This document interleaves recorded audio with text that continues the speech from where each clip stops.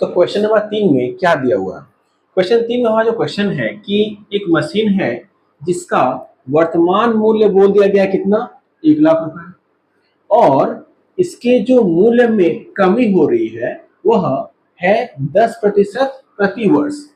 तो यहाँ पे प्रति वर्ष कम होने वाला फॉर्मूला हम अप्लाई करेंगे, और वर्तमान दिया गया है, पूछा गया है कि 3 वर्ष बाद उसका मूल्य क्या होगा। तो जैसा हम लोग डिस्कस किए थे कि अभी का दिया हुआ है और बाद का निकालना है, तो क्या है और क्या होगा, क्लियर है? तो जो है वो हमारे लिए क्या कहलाएगा, P, और क्या होगा जो निकालना है वो हमारे लिए A होगा। ठीक है, तो अब हम लोग फॉर्मूला अप्लाई करते हैं। A equals to P 1, question में बोला गया है कि प्रति वर्ष जो मूल्य है वह क्या हो रहा है, कम हो रहा है, इसलिए -R/100 पावर n।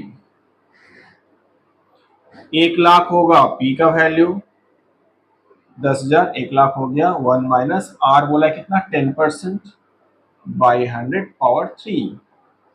सो 1,00,000 ये काट दिए तो 10 से 1 गया कितना, 9/10 का और 3। अब ये 9/10, 9/10 और 9/10, 3 जीरोज है, 1 2 3 काट दिए। अब 9 का क्यूब कितना होता है, 729 इंटू 100 कितना आएगा, 72900। ये हो जाएगा 3 वर्ष बाद उस मशीन का मूल्य कितना रहेगा, 72,900 रुपए। ठीक है, अब आते हैं नेक्स्ट क्वेश्चन। तो क्वेश्चन नंबर 4 में क्या बोला गया है, क्वेश्चन नंबर 4 में दिया गया है कि जो नए छात्रों की प्रवेश दर है वह हर वर्ष क्या हो रहा है, बढ़ रहा है। किस रेट में, 5% में हर वर्ष बढ़ रहा है। अभी वर्तमान समय में जो संख्या है छात्रों के भर्ती होने का संख्या दिया गया है, और पूछा गया है सवाल में कि 2 वर्ष पहले कितना था। तो 2 वर्ष पहले जो संख्या था उसको निकालने के लिए, जैसा कि हम लोग जानते हैं कि कितना था और है, अगर पूछा गया तो था के लिए P और है तो A, ये हमें अप्लाई करना है। तो यहां पर जैसे क्वेश्चन में है कि ये क्या है, वर्तमान यानी कि अभी है, और हमें क्या बोला जा रहा है, पहले कितना था वो निकालने के लिए।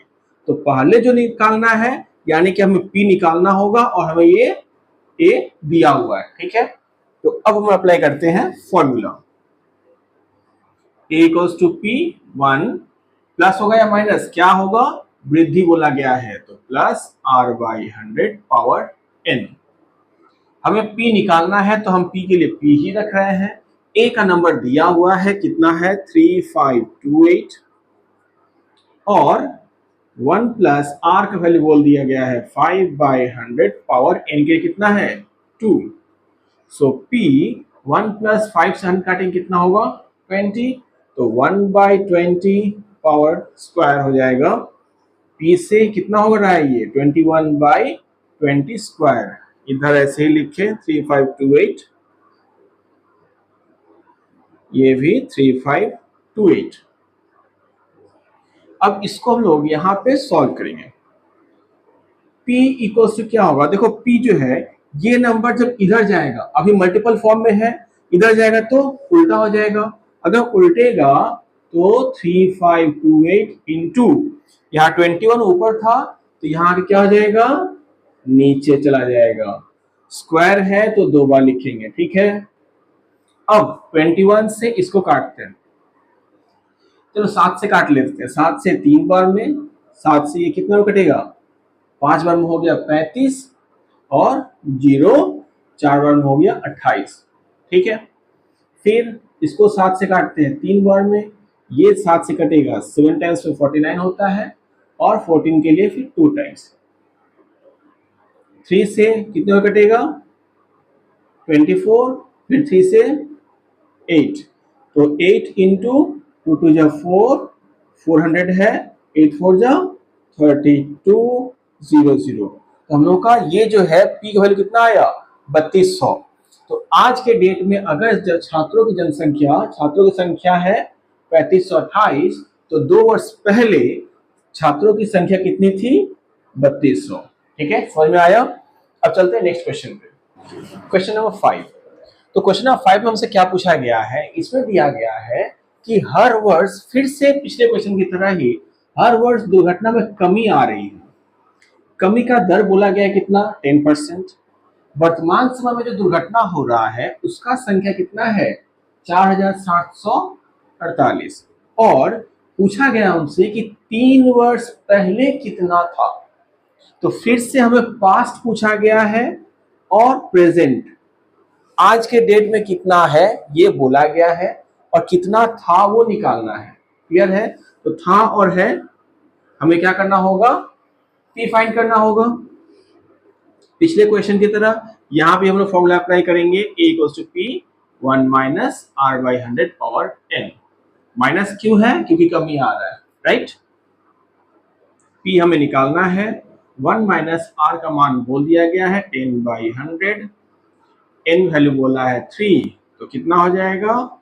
ये काट दिए, तो 10 माइनस 1 9, 9 बाई 10 का क्यूब। A कितना है?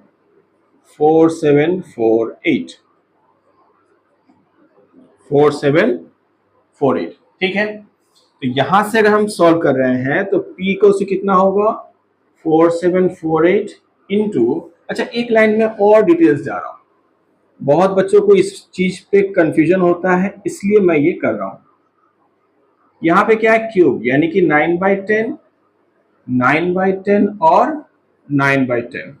तो यहां से अगर हम लोग जाएंगे, P इक्वल्स टू, P है, अब ये नंबर जब इधर जाएगा तो क्या हो जाएगा? उल्टा हो जाएगा। पहले जो था वो लिख लेते हैं 4748। अब ये जब जाएगा तो उल्टा हो जाएगा, यानी कि 10/9।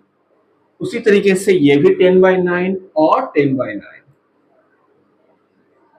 ठीक है, क्वेश्चन में 8748 है, कितना है? 8748,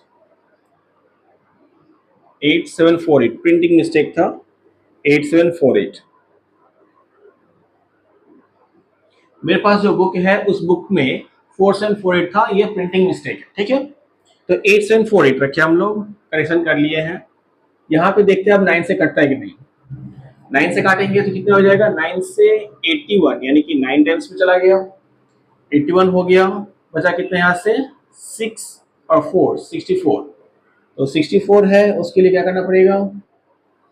7 टाइम्स में काटेंगे, 63 हो गया। बचा कितना? 18। 18 9 से जाएगा तो 2 टाइम्स में।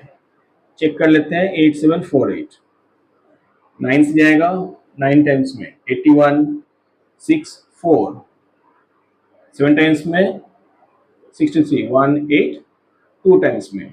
ठीक है, अब ये जो आया इसको तो फिर क्या करेंगे? 9 से डिवाइड कर रहे हैं, 9 1 टाइम से चला जाएगा और 0। एक चीज ध्यान रखना कि यहाँ पर बहुत कोई क्या करते हैं, 1 और 8 बैठा देते हैं और वो गलत हो जाता है। इन सब जगह पे बहुत ध्यान देना। ठीक है, फिर 9 से चला गया तो 1, 9 गया, 18 है तो 2। देयरफॉर अपने पास कितना आया? 12 इंटू 1000, 12,000।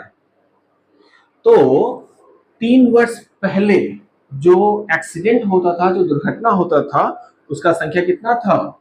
12,000, जो कि अब घट के 8,700 में आ गया है। क्लियर है? अब चलते हैं नेक्स्ट क्वेश्चन पे। क्वेश्चन नंबर 6 में क्या दिया गया है कि वर्तमान में जो मछली का उत्पादन है वह कितना है? 400 क्विंटल है, और 3 वर्ष बाद जो मछलियों का संख्या होगा या वजन होगा वो हमें निकालने के लिए बोला गया है। ठीक है, संख्या में वृद्धि का दर बोला गया है 10%। तो देखो यहाँ हमें जो बोला गया है वर्तमान में है, और 3 वर्ष बाद में कितना होगा। तो जो वर्तमान में है वो क्या कहलाएगा? P, और जो निकालना है होगा वो क्या होगा? A।